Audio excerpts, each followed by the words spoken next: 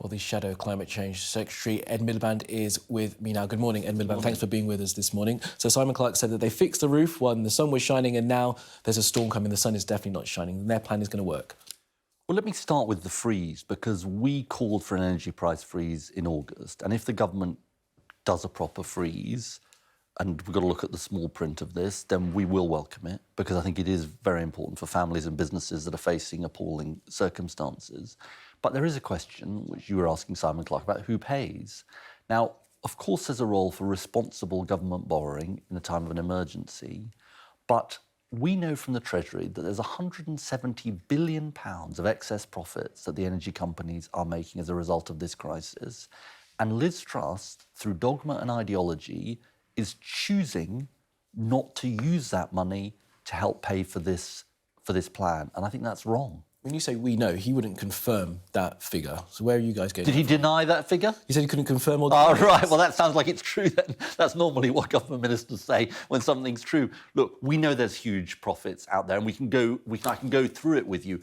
In oil and gas, we know there are huge profits, and we know that even though Rishi Sunak put a windfall tax forward, he built in a £5 billion tax loophole. We know the electricity generators are making huge profits too, and there have been independent reports from a Conservative think tank saying that we could raise as much as £10 billion from the Tony Blair Institute, something like £10 to £20 billion. So we know there's tens of billions of pounds out there, Kamali, which could be used to help pay this bill. Why not? I mean, your plan is £28 billion. You say it's fully funded, but it's only for 6 months. And every time I ask someone from the Labour Party what you do for the next 6 months, they say, oh, we're going to wait and see. I mean, you've been outflanked here entirely. This is going to run, if it's as reported, for 18 months. Well, I don't accept that. Look, we set out the principle of an energy price freeze in August. I was on this programme and I was being asked, is this fair? Is this the right thing to do? Should we be helping everyone? Liz Truss didn't agree with the plan. She said it was a sticking plaster. If the government's accepted the principle of the freeze, then that is a good thing from our point of view. If it's 2 years, that's a good thing. But then there's this question about how it's funded.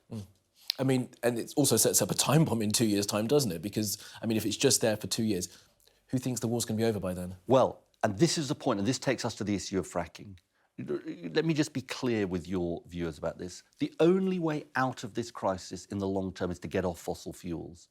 You see, fracking, there's an issue about whether fracking is safe because the government stopped fracking because of earthquakes, and they said it was dangerous. But even leaving that to one side, if they can satisfy people on that, the price of fracked gas will be exactly the same as the price of imported gas, because gas is sold in the international market.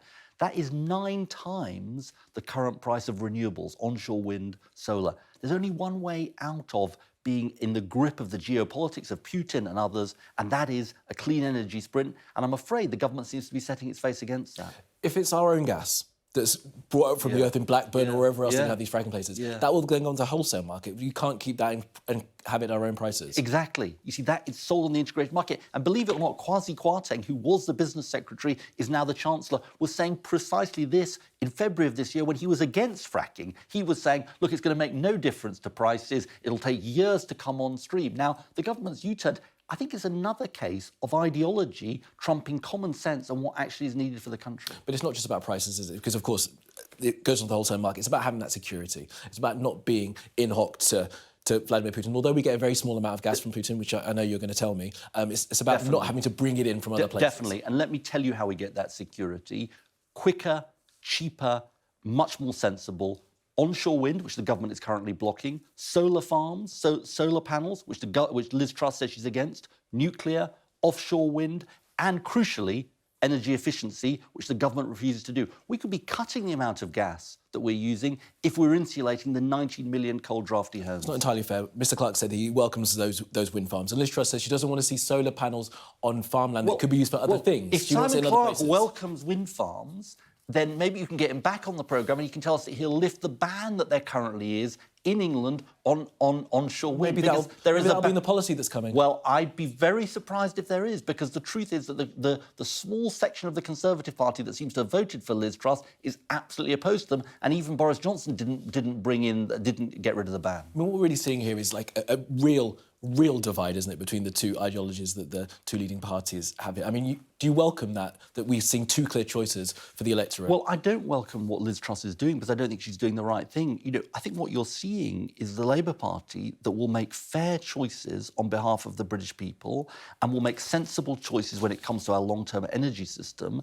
And I'm afraid Liz Truss seems to have been persuaded by dogma and ideology which won't serve the country well. But you welcome the idea of borrowing in an emergency, and that's what she essentially wants to do. Well, I think it's sensible, as we did during COVID, when there is this kind of emergency on, I think it's sensible to have responsible government borrowing. But I don't think that's the first port of call. The first port of call, as we've discussed, is these enormous profits that these companies are making. And the government says that you can't tax your way to growth. And also, if you increase that windfall tax, so let's recognise, well, there is already a windfall tax in place, which is going to raise some £15 billion, I think that's what they said, with the carve-out, as you mentioned. But if you increase that windfall tax, you're going to discourage investment, which we need to make sure that we can become energy self-sufficient. Well, let me put it this way. The chief executive of BP was asked, before the windfall tax came in, would a windfall tax, which of your investments would a windfall tax stop happening? He said none of them. If the chief executive of BP is saying a windfall tax wouldn't impact on investment, you know, why is the government saying he's wrong? I mean, I often put that to Conservative MPs and they tell me that that's just one chief executive. It just happens to be one of the largest oil and gas companies in the world. I mean, how concerned are you the way that the markets are reacting to the proposed plan that we're seeing here? The pound at its lowest level since 1985. Well, look, I think responsibility and fiscal responsibility is really important. And I think Liz Truss would be in a better position, and Kwasi Kwarteng and the Chancellor would be in a better position if they were saying, well, look, we started by looking at how we can get this through taxation, and then, yes, government borrowing is necessary. They haven't done that. Obviously, I want the economy to succeed. I want them to make responsible choices. I mean, it's a change of roles, isn't it, that you're describing the Conservative Party as fiscally irresponsible?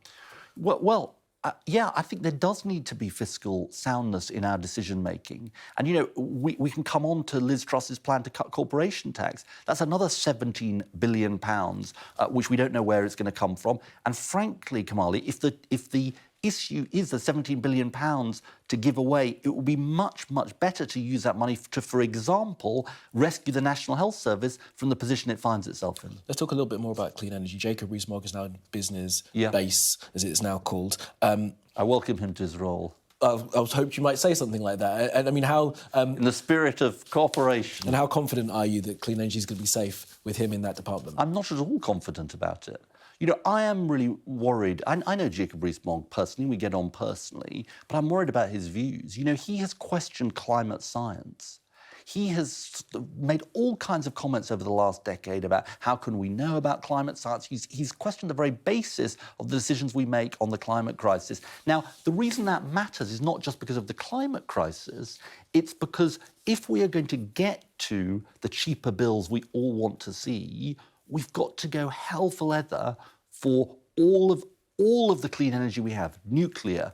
Some people find that controversial, but nuclear is part of it. Onshore wind, offshore wind, solar, all of those things, and energy efficiency.